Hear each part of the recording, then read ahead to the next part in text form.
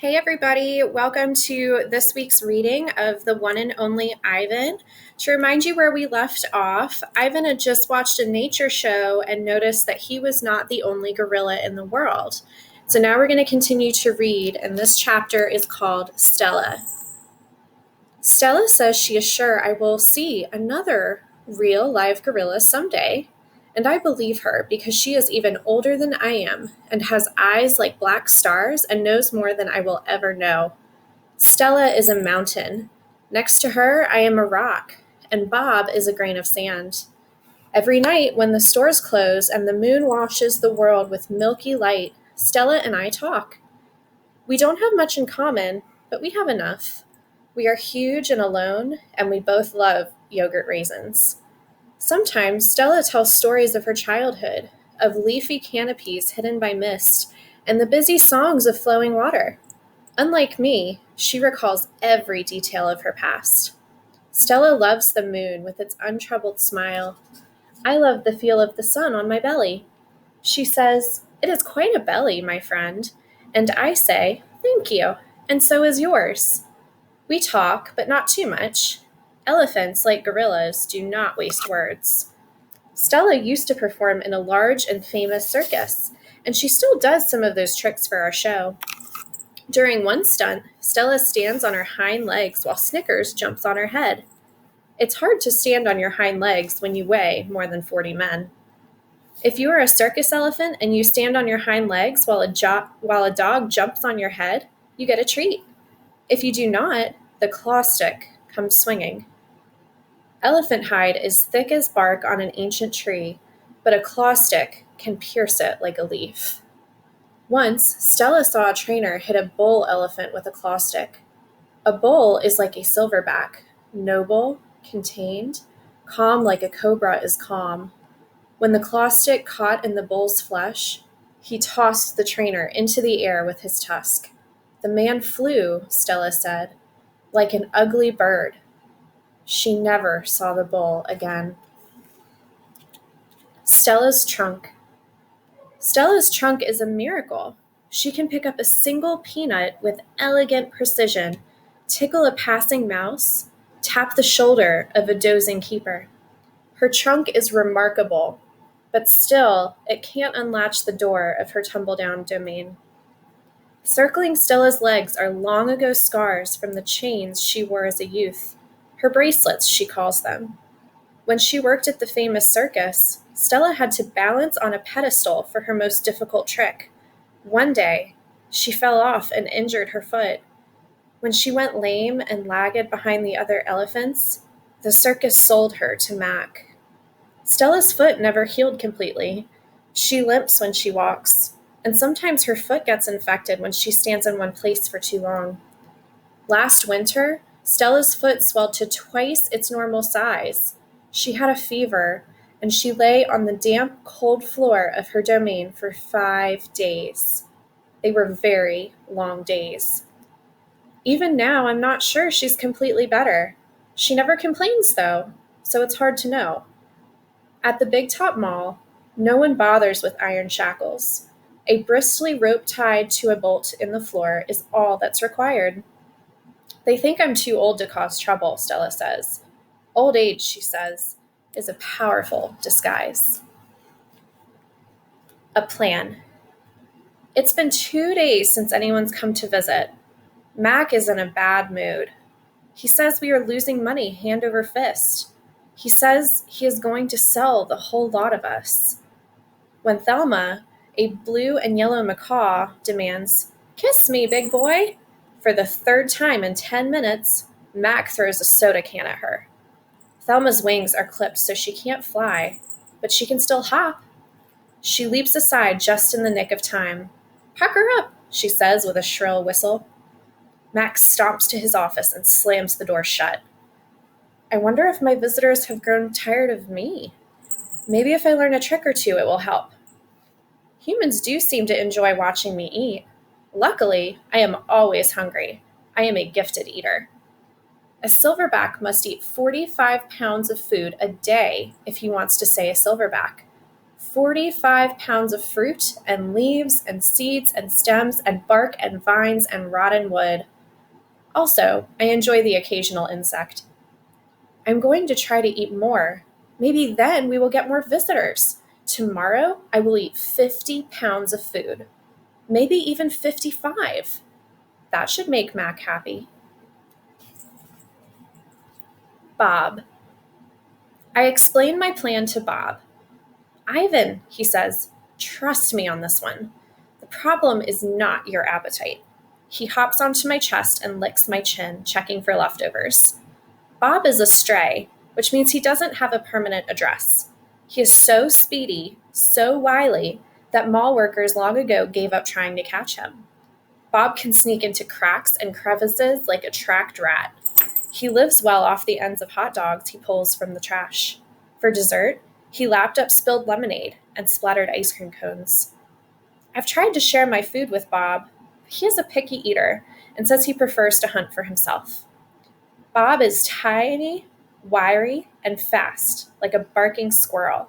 He is nut-colored and big-eared. His tail moves like weeds in the wind, spiraling, dancing. Bob's tail makes me dizzy and confused. It has meanings within meanings, like human words. I am sad, it says. I am happy, it says. Beware, I may be tiny, but my teeth are sharp. Gorillas don't have any use for tails. Our feelings are uncomplicated. Our rumps are unadorned. Bob used to have 3 brothers and 2 sisters. Humans tossed them out of a truck onto the freeway when they were a few weeks old. Bob rolled into a ditch. The others did not. His first night on the highway, Bob slept on the icy mud of the ditch. When he woke, he was so cold that his legs would not bend for an hour. The next night, Bob slept under some dirty hay near the Big Top Mall garbage bins. The following night, Bob found a spot in a corner of my domain where the glass is broken. I dreamed that I'd eaten a furry donut, and when I woke in the dark, I discovered a tiny puppy snoring on top of my belly. It had been so long since I'd felt the comfort of another's warmth that I wasn't sure what to do. Not that I hadn't had visitors. Mac had been in my domain, of course, and many other keepers. I'd seen my share of rats zip past, and the occasional wayward sparrow had fluttered into a hole in my ceiling. But they never stayed long. I didn't move all night for fear of waking Bob. Wild. I once asked Bob why he didn't want a home. Humans, I noticed, seem to be irrationally fond of dogs, and I couldn't see why a puppy would be easier to cuddle with than, say, a gorilla. Everywhere is my home, Bob answered. I am a wild beast, my friend, untamed and undaunted. I told Bob he could work in the shows like Snickers, the poodle who rides Stella. Bob said Snickers sleeps on a pink pillow in Mac's office. He said she eats foul-smelling meat from a can. He made a face. His lips curled, revealing tiny needles of teeth. Poodles, he said, are parasites. Picasso. Mac gives me a fresh crayon, a yellow one, and 10 pieces of paper. Time to earn your keep, Picasso, he mutters. I wonder who this Picasso is. Does he have a tire swing like me? Does he ever eat his crayons? I know I have lost my magic, so I try my very best. I clutch the crayon and think. I scan my domain. What is yellow? A banana. I draw a banana. The paper tears, but only a little. I lean back, and Mac picks up the drawing. Another day, another scribble, he says. 1 down, 9 to go. What else is yellow, I wonder, scanning my domain. I draw another banana, and then I draw 8 more. 3 visitors. 3 visitors are here, a woman, a boy, a girl. I strut across my domain for them. I dangle from my tire swing. I eat 3 banana peels in a row. The boy spits at my window. The girl throws a handful of pebbles. Sometimes I'm glad the glass is there. My visitors return. After the show, the spit pebble children come back. I display my impressive teeth. I splash in my filthy pool. I grunt and hoot. I eat and eat and eat some more. The children pound their pathetic chests. They toss more pebbles. Slimy chimps, I mutter. I throw a meatball at them. Sometimes I wish the glass were not there. Sorry. I'm sorry I called those children slimy chimps. My mother would be ashamed of me. Julia. Like the spit pebble children, Julia is a child, but that, after all, is not her fault. While her father, George, cleans them all each night, Julia sits by my domain. She could sit anywhere she wants, by the carousel, in the empty food court, on the bleachers coated in sawdust. But I am not bragging when I say that she chooses to sit with me. I think it's because we both love to draw. Sarah, Julia's mother, used to help clean them all, but when she got sick and grew pale and stooped, Sarah stopped coming. Every night, Julia offers to help George, and every night he says firmly, "Homework, Julia. The floors will just get dirty again." Homework, I have discovered, involves a sharp pencil and thick books and long sighs. I enjoyed chewing pencils. I am sure I would excel at homework. Sometimes Julia dozes off, and sometimes she reads her books, but mostly she draws pictures and talks about her day. I don't know why people talk to me, but they often do. Perhaps it's because they think I can't understand them. Or perhaps it's because I can't talk back. Julia likes science and art. She doesn't like Lila Burpee, who teases her because her clothes are old, and she does like Deshaun Williams, who teases her too, but in a nice way, and she would like to be a famous artist when she grows up. Sometimes Julia draws me. I am an elegant fellow in her pictures, with my silver back gleaming like moon on moss. I never look angry the way I do on the fading billboard by the highway. I always look a little bit sad, though. Drawing Bob. I love Julia's pictures of Bob. She draws him flying across the page, a blur of feet and fur. She draws him motionless, peeking out from behind a trash can, or the soft hill of my belly. Sometimes in her drawings, Julia gives Bob wings or a lion's mane. Once, she gave him a tortoise shell. But the best thing she ever gave him wasn't a drawing. Julia gave Bob his name. For a long time, no one knew what to call Bob. Now and then, a mall worker would try to approach him with a tidbit. "Here, doggy," they'd call, holding out a french fry. "Come on, Pooch," they'd say. "How about a little piece of sandwich?" But he would always vanish into the shadows before anyone could get too close.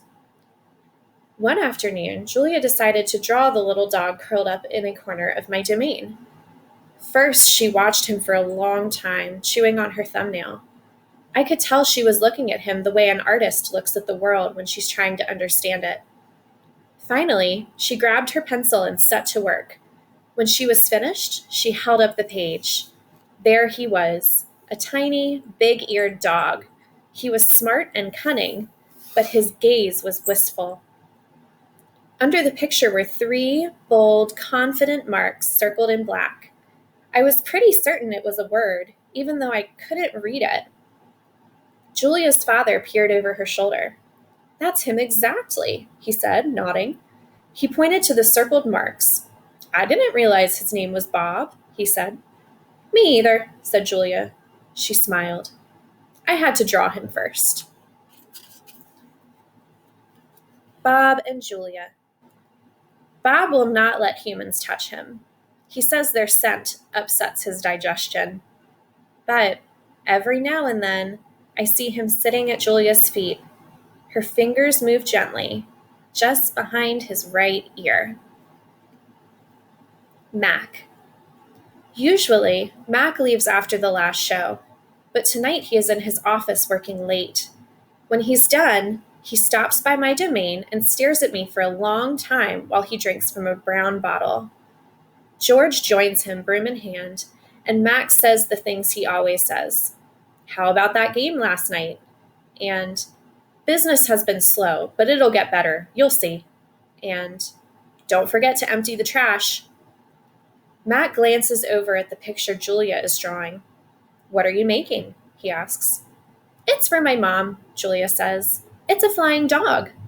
She holds up her drawing, eyeing it critically. She likes airplanes and dogs. Mac murmurs, sounding unconvinced. He looks at George. How's the wife doing, anyway?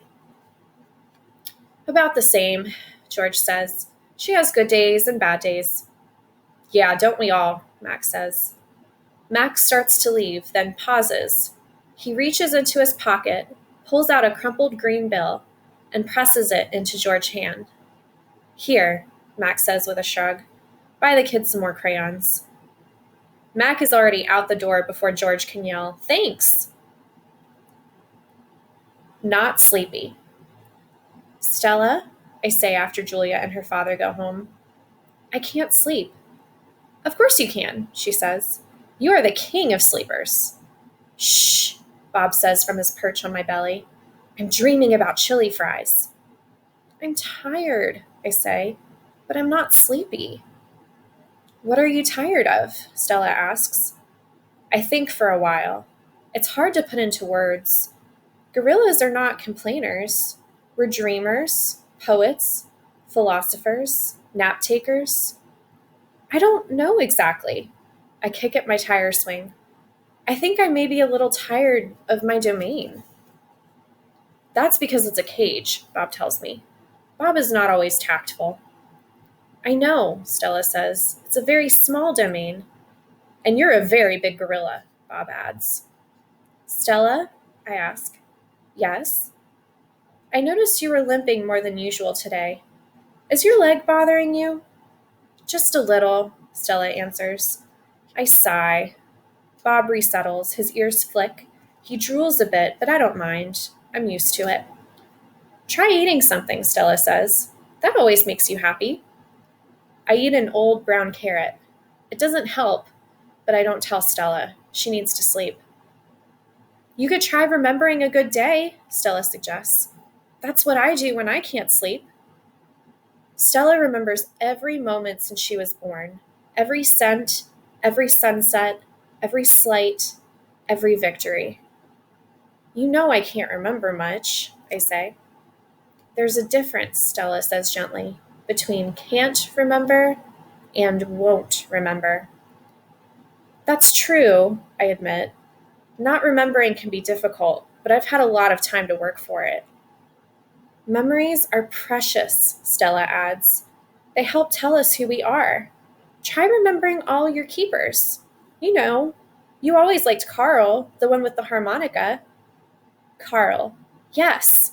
I remember how he gave me a coconut when I was still a juvenile. It took me all day to open it. I tried to recall other keepers I have known, the humans who cleaned my domain and prepared my food and sometimes kept me company. There was Juan, who poured Pepsis into my waiting mouth, and Katrina, who used to poke me with a broom when I was sleeping, and Ellen, who sang, How much is that monkey in the window? With a sad smile while she scrubbed my water bowl. And there was Gerald, who once bought me a box of fat, sweet strawberries. Gerald was my favorite keeper. I haven't had a real keeper in a long time. Max says he doesn't have the money to pay for an 8 babysitter. These days, George cleans my cage and Mac is the one who feeds me.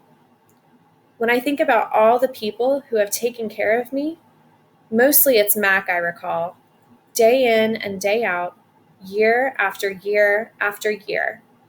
Mac, who bought me and raised me and says I'm no longer cute. As if a silverback could ever be cute. Moonlight falls on the frozen carousel, on the silent popcorn stand, on the stall of leather belts that smell like long-gone cows.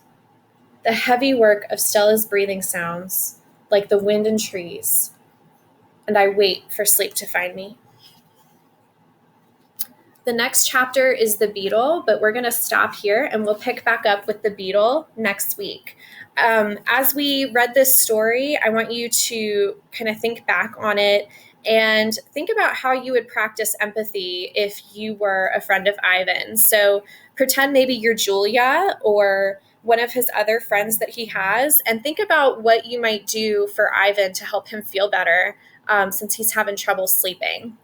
And remember, if you ever need anything, please reach out to me, and I look forward to reading this with you again next week. Bye.